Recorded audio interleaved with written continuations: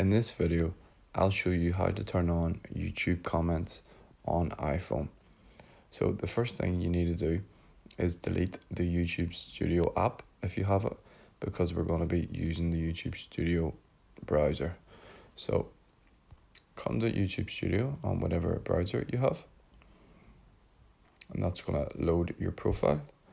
If you're prompted to download the app from here, simply select continue to web browser, and once you're on this screen, you want to zoom into the bottom left and tap on this settings icon just here. That'll open up another menu. Select upload defaults, scroll across and select advanced settings.